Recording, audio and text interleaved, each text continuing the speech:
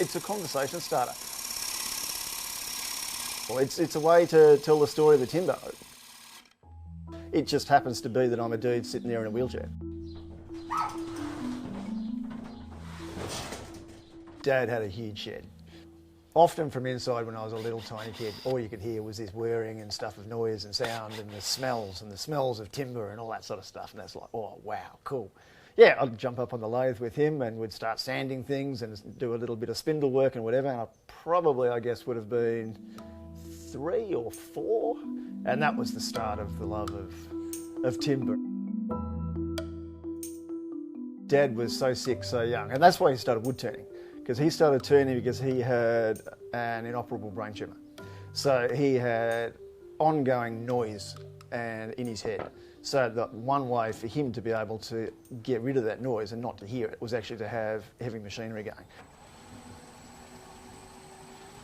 For me, it's a good headspace thing, which is really important. I often use my turning as thinking time.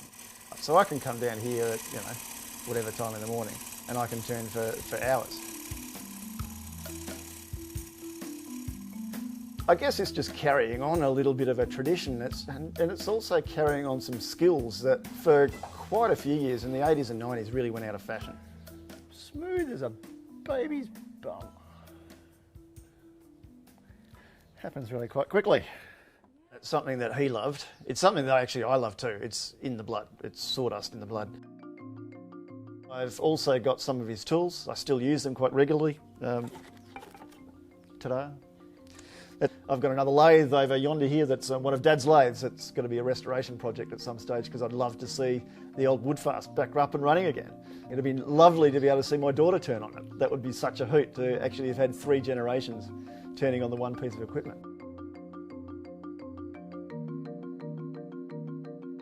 People are becoming interested in things that are handmade, that are custom made, that are made specifically for a non-commercial market.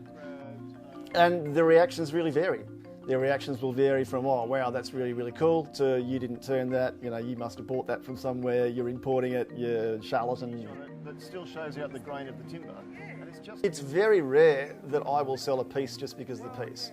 I'll generally sell a piece because of the story and the conversation.